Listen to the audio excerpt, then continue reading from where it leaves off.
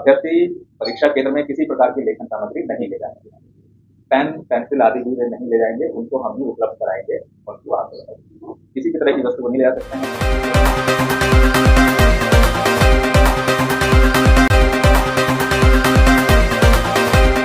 उस पर त्वरित कार्रवाई के निर्देश दिए गए हैं।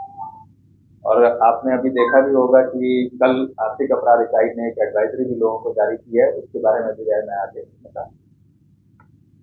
परीक्षा केंद्र पर जो व्यवस्थाएं हैं वो जो है ये है कि हर एक परीक्षा केंद्र पर हमने व्यापक व्यवस्थाएं की हैं। सभी एग्जामिनेशन हॉल और अन्य महत्वपूर्ण स्थान जहां पर क्वेश्चन पेपर रखने के बॉक्स रखने की व्यवस्था हो, बोलने का, या जो है अभ्यर्थीगण जो है जहां पर आ जा सकते हैं, जैसे सिविक ह्यूमैनिटीज, वॉशरूम आदि, वहां पर सीसीटीवी से निगरानी की जाएगी और उसका लाइव फीड हमारे कंट्रोल रूम में रहेगा। ये लाइव निगरानी होगी और उस पर लाइव फीडबैक भी होगा। और हर रूम में और अन्य स्थानों पर जैमर भी तैनात किए गए हैं और ये जैमर 5G और वाईफाई इन सभी तरह के सिग्नल्स को काट सकते हैं। ये सभी में तैनात रहेंगे एग्जामिनेशन प्रारंभ होने के समय से पहले से और एग्जामिनेशन समाप्त होने के बाद। एक चीज और जो है मैंने बताना जो है मैं भूल गया कि हम एग्जाम एक शिफ्ट में ले रहे हैं। एक दिन में एक ही शिफ्ट होगी 12 बजे से 2 बजे की।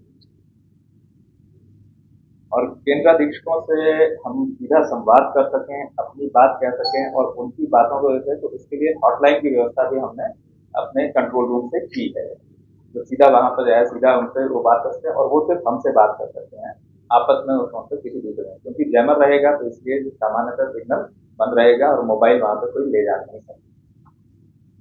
अब अभ्यर्थियों जो हमारे मेन स्टेक होल्डर हैं, तो उनके बारे में जो है उनसे संबंधित जो सूचनाएं हैं जो उनको जाननी चाहिए और उसके बारे में अवगत रहना चाहिए और तैयार रहना चाहिए, वो भी मैं आपके माध्यम से उन सभी को सूचित करना चाहिए।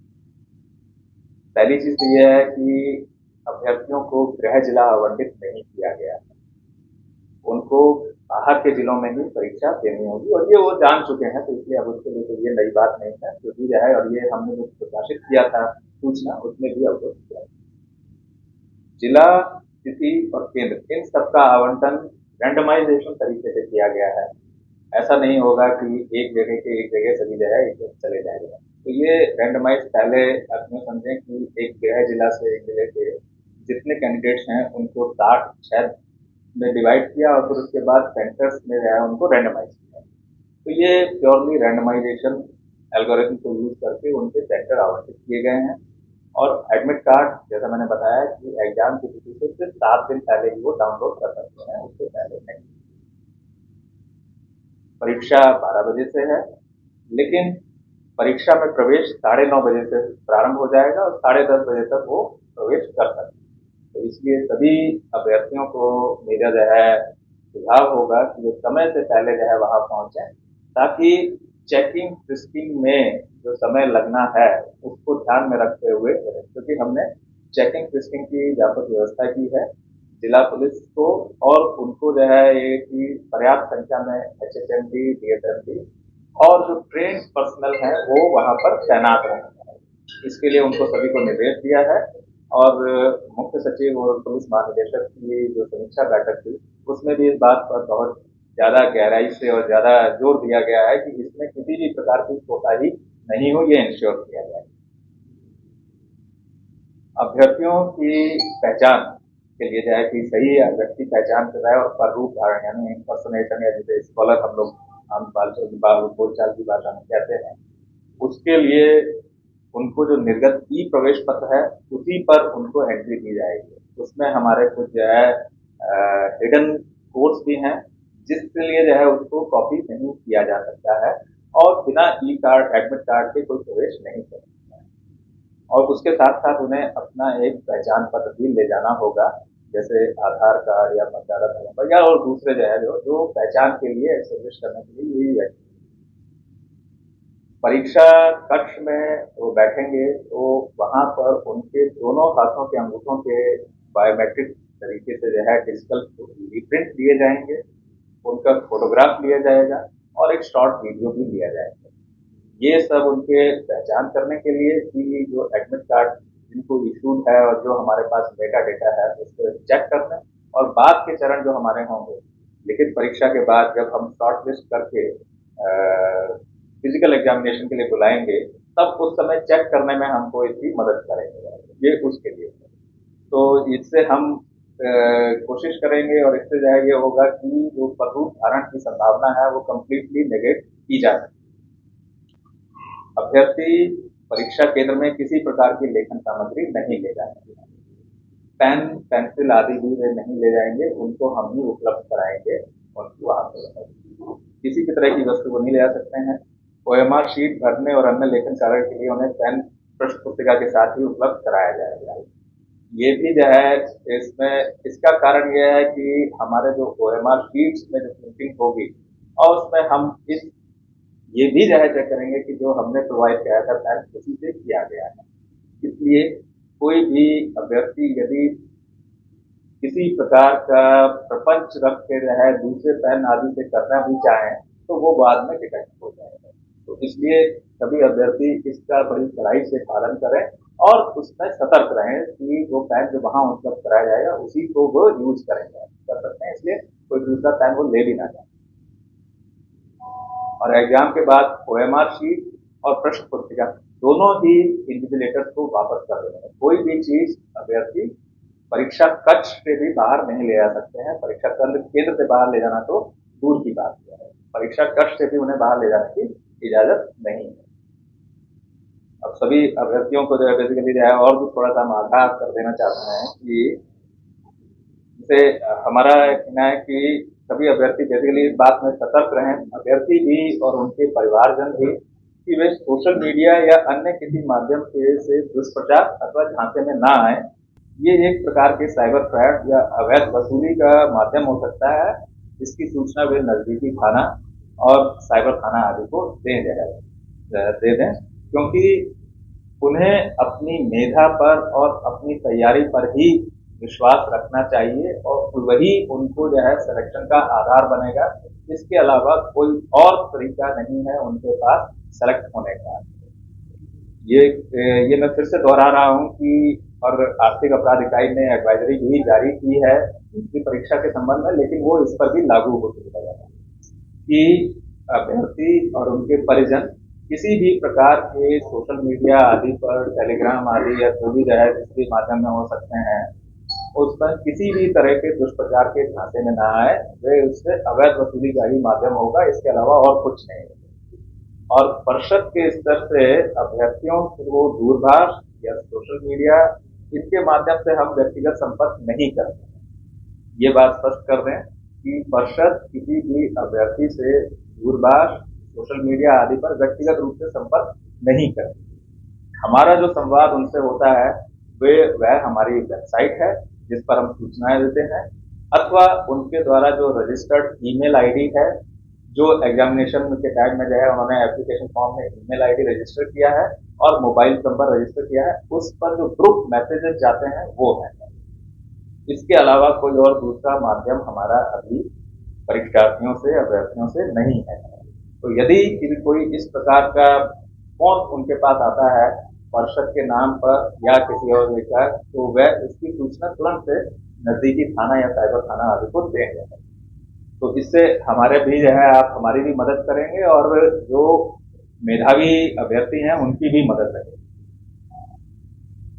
अच्छा, आप जानते हैं कि अभी हाल ही में बिहार विधानमंडल ने बिहार लोक परीक्षा अनुचित साधन निवारण विधेयक ये पास किया है, जिसे अगर हम साधारण कहें तो Bihar public examination prevention of unfair means bill, ये 2024 ये विधानमंडल द्वारा पास किया जा चुका है और कुछ समय बाद ये अधिनियम के रूप में भी आएगा। लेकिन मैं इसके कुछ बातें आपको जो है बता रहा हूँ, क्योंकि इसमें बहुत कड़े प्रावधान किए गए हैं, इसकी इनकी जानकारी भी सबको होनी चाहिए और सतर्क भी सबको जो है रहना चाहिए। इस अधिनियम में जो अभ्यर्थी हैं उनके अलावा परीक्षा में जो संलग्न पदाधिकारी हैं परीक्षा संचालन में, और कोई भी संस्थान या व्यक्ति या उनके जो है ऑर्गेनाइज ग्रुप या हमारे सर्विस प्रोवाइडर्स तो जो मैंने कहा कि परीक्षा में संलग्न पदाधिकारी, तो उसमें हमारी परिषद भी शामिल है। इसमें हमको सबको जो है जिम्मेवारी दी गई है कि परीक्षा की शुचिता, उसकी जो है सफाई, उसको अगर कोई दूषित करने का प्रयास करता है, प्रश्न पत्र लीक करने का प्रयास करता है, या उत्तर पुस्तिका आदि से छेड़छाड़ करने, इम्पर्सोनेशन, अनुचित साधनों को सुगम बनाने, या फिर जो हमारे सिक्योरिटी अपरेटस हैं, या वो प्रोटोकॉल्स हैं या सॉफ्टवेयर हैं, उनका उल्लंघन करता है। जैसे कि मैं ये कहूँ कि अगर उनको फोटोग्राफ लेना है या डिजिटल फिंगरप्रिंट लेना है, उसमें अगर कोई आनाकानी करता है तो ये भी इसमें दंडनीय है। इन सभी को अपराध माना गया है। धोखा देना, जाली वेबसाइट बनाना, या उस तरह की जो है कोई और दूसरे है, ये सभी अपराधों को दंडनीय बनाया गया है इसमें। तो इसलिए ये जो पिछला जो परीक्षा संचालन अधिनियम था 1981 का, वह बहुत ही हल्का था, ये बहुत ही कड़े है। और ये सब सतर्क रहे इसमें, अभ्यर्थी, उनके परिजन, और साथ साथ जो है पुलिस पदाधिकारी, और साथ ही एजेंसियां जो हमारी इन्वॉल्व हैं उनमें जो है सभी। तो ये सभी को जो है इसमें लायबल बनाया है, जिम्मेवार बनाया है, सभी की अकाउंटेबिलिटी फिक्स की है कि किसी भी स्तर से यदि कोई कोताही होती है, या जालसाजी होती है, या संलिप्तता होती है, तो किसी पर भी बख्शा नहीं जाएगा और वो दंडनीय होंगे। इन सभी अपराधों के लिए जो है 3 वर्ष से 10 वर्ष तक की सजाएं और जुर्माना है, जो कि 1 करोड़ का भी हो सकता है और उससे ज्यादा भी हो सकता है। और इसके साथ साथ सर्विस प्रोवाइडर या दूसरे जो एजेंसीज हैं या दूसरे इंस्टीट्यूशन हैं, जो ऑर्गेनाइज रूप में हमारे एग्जाम को अफेक्ट करने का प्रयास करेंगे या करेंगे, तो उनसे जो प्रोपोर्शनेट राशि है जो खर्च हुई एग्जामिनेशन में, वो भी वसूल की जा सकती है, और साथ साथ उनकी संपत्ति को भी कॉन्फिस्केट किया जा सकता है। ये सारे प्रावधान हैं इस एक्ट में। ये सभी क्राइम्स कॉग्निजेबल हैं, नॉन बेलेबल हैं और नॉन कंपाउंडेबल हैं। तो इसलिए, और इनका इन्वेस्टिगेशन डीएसपी या उनसे बड़े पदाधिकारी करेंगे। तो मेरी तरफ से इस परीक्षा के लिए 7 अगस्त से जो आयोजित हो रही है परीक्षा, उसके बारे में ये बातें थी। और मैं फिर से सभी अभ्यर्थी, जो हमारे अभ्यर्थी इसमें शामिल होंगे, उन सभी को मेरी शुभकामनाएं कि वे अपनी तैयारी और अपनी मेधा पर विश्वास रखकर रहे इस परीक्षा में भाग लें। किसी भी प्रकार के अनुचित साधन के प्रयोग के झांसे या उसके प्रलोभन में ना आए, मात्र अपनी और अपनी मेधा पर ही विश्वास रखकर भाग लें। इसके अलावा किसी भी अन्य प्रकार का जो प्रयास उनका होगा, वो दंडनीय होगा और वो उनके आगे के भविष्य के लिए कॉन्सिक्वेंसेस पैदा करेगा। तो मेरी तरफ से सभी को शुभकामनाएं, और मैं ये आश्वस्त कराता हूँ कि हम परीक्षा परिषद, पुलिस मुख्यालय और राज्य सरकार परीक्षा को स्वच्छतापूर्वक और सही प्रकार से कराने के लिए करेगा। धन्यवाद। आपने कहा कि काफी बदलाव हुए हैं, सबकी भी चीजों को किया गया बदलाव।